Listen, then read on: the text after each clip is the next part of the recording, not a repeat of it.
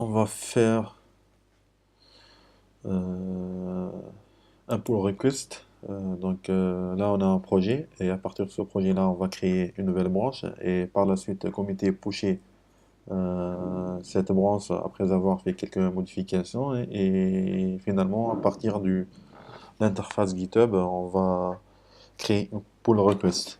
Donc, pour commencer, là, j'ai mon projet, je l'ai fait un checkout, je l'ai ouvert avec IntelliJ. Par la suite, je vais créer une nouvelle branche à partir d'une branche master qui est en remote. Pour le faire, il suffit de cliquer là, utiliser checkout as a new local branch.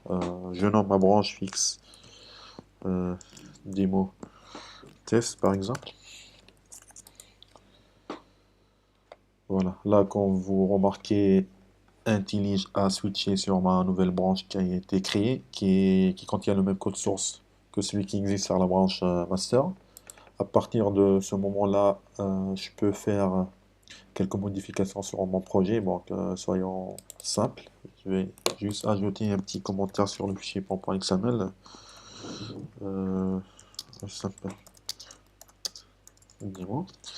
Donc là, vous pouvez faire n'importe quelle modification que vous voulez sur vos projets, que ce soit sur le Java, sur le packaging, sur les applications web, tout cela. Après avoir validé vos modifications, c'est bon, il est temps de pusher.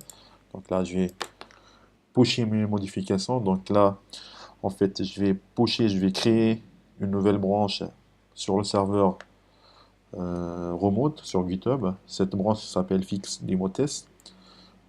Ce que je vais faire, c'est simple. Clic droit ici, Git Commit Directory. Donc là, il va m'afficher voilà, les fichiers que je vais modifier en local. Là, je vérifie bien que ma modification elle est bel et bien là. Je rajoute un commentaire. Euh, Demo Pierre.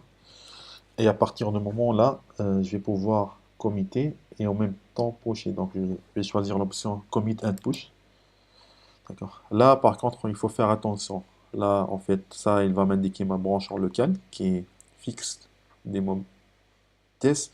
Il va le pusher sur le master. Et nous, on veut pas que le push soit sur master. On veut créer une nouvelle branche sur GitHub.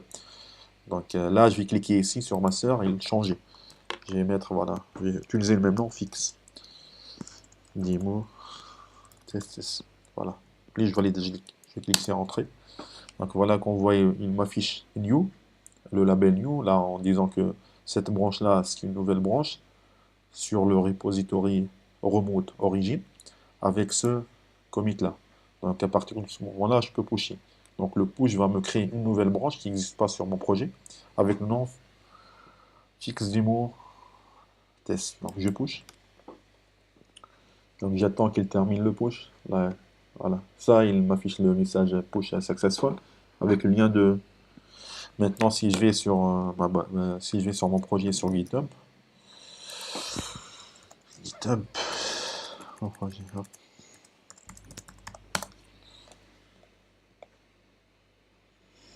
repository, voilà. Là déjà, quand vous voyez, il m'affiche un nouveau message, une nouvelle alerte, warning, en disant qu'une nouvelle branche a été créée avec le nom fixe de mon test, l'avance que je viens de créer tout à l'heure, avec un bouton qui me permet de créer une pull request sur le master. Ce que je vais faire, c'est automatiquement venir ici, cliquer sur ça. Voilà. Là, il va me dire, on va créer une pull request à partir de la branche fixe démo test sur la branche master.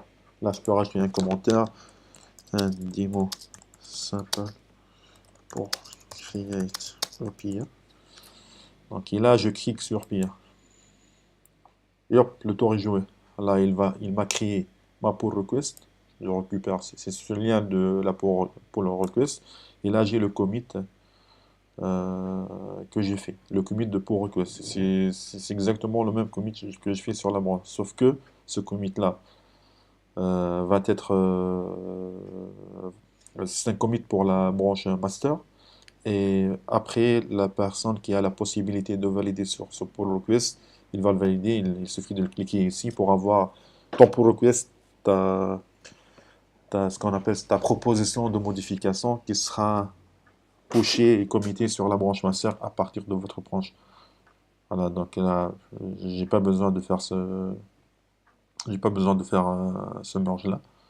Ok, le détail pour faire une dernière vérification, les détails de la pull request, on peut le savoir en cliquant ici. Hop, là, c'est exactement la modification que j'ai fait. Ça, c'est tout. That's all.